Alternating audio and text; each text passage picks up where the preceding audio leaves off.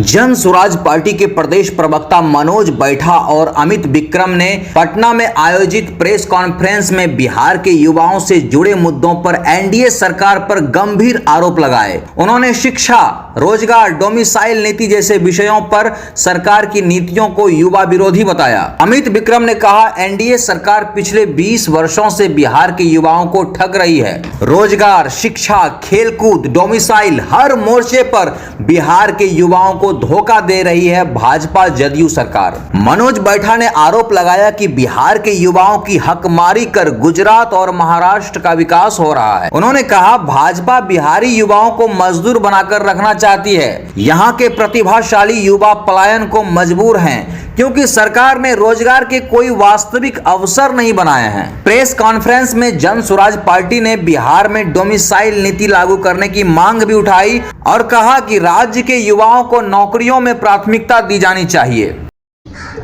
अब आइए रोजगार सृजन पर।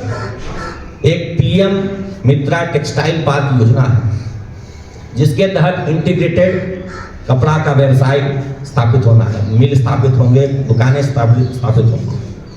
पूरे देश में 7 टेक्सटाइल पार्क बने, लेकिन बिहार में एक भी नहीं। और आश्चर्य की बात, कपड़ा मंत्री कौन है? बिहार के गिरिराज सिंह जी कपड़ा मंत्री हैं, लेकिन बिहार को एक टेक्सटाइल पार्क नहीं दिला सकते। और वो अपने गृह क्षेत्र बेगूसराय में क्या करते हैं? झटका मीट दुकान का उद्घाटन करते हैं। कपड़ा मंत्री, केंद्रीय कपड़ा मंत्री, टेक्सटाइल पार्क दिलाना चाहिए उनको कि झटका मीट के दुकान का उद्घाटन करना चाहिए। वो हलाला पे बयान देंगे, पाकिस्तान पे बयान देंगे, 3 तलाक पे देंगे, वक्त पे बयान देंगे। और टेक्सटाइल पार्क पर जब आप ही के मीडिया बंधुओं से सवाल पूछे थे, क्या बोले थे? ये सब फालतू सवाल नहीं करने का। तो युवाओं को रोजगार क्या झटका मीट का दुकान खोलने से मिलेगा कि टेक्सटाइल पार्क से मिलेगा? तो ये है उनकी नीति। इस तरह से आप हर क्षेत्र में देखेंगे कि युवाओं की अनदेखी हो रही है।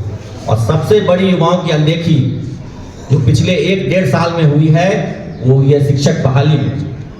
सरकार ढिंढोरा पीट रही है कि हमने 3 लाख शिक्षकों की बहाली की, 3 लाख नौकरियां दी। सरकारी आंकड़ों के अनुसार 2,68,336 शिक्षकों की भर्ती की गई है 3 चरणों में।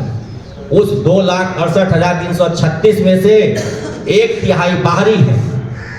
डोमिसाइल नीति यहाँ लागू थी, लेकिन नीतीश जी ने प्रधानमंत्री बनने का जो ख्वाब देखा, उस ख्वाब की पूर्ति करने के लिए डोमिसाइल नीति यहां से हटा दी। परिणाम क्या हुआ? उन 2,70,000 जो लगभग 2,70,000 सीट है, 1/3 यानी 90,000 बाहरी आ गए। बाकी जो पद बचे उसमें जो पहले से शिक्षक थे, राज्यकर्मी का दर्जा पाने के लिए या प्राइमरी से सीनियर क्लासेस में जाने के लिए, वो शामिल हो गए। 1/3 उसमें चला गया। बची कितनी सीटें? करीब 70 से 80 हजार सीटें। उसमें भी बहुत सारा फर्जीवाड़ा है। गलत डोमिसाइल, गलत आधार कार्ड का जांच हो रही है तो पकड़े जा रहे हैं लड़के कि डोमिसाइल उनका गलत बना हुआ, आधार कार्ड गलत बना हुआ है। इन पे इनके अधिकारी पकड़े गए हैं। बेतिया में जो आपने देखा 2 करोड़ का कैश निकला है, उन पर आरोप क्या है? उन पर आरोप है कि डॉक्यूमेंट वेरिफिकेशन में उन्होंने फर्जीवाड़ा किया।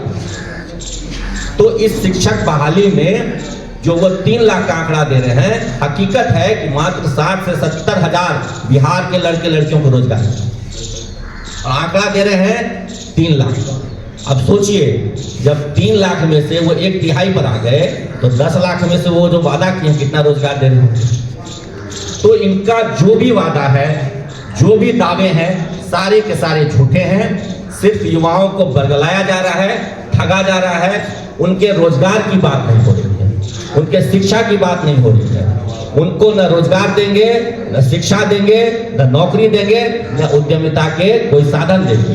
तो क्या देंगे? मजदूरी करने के लिए ट्रेन देंगे। यहाँ से ट्रेन खुलेगी, उसमें टॉयलेट में बैठ करके यहाँ के युवा मजदूर बनने के लिए दिल्ली, उत्तर प्रदेश, महाराष्ट्र और गुजरात जाएंगे।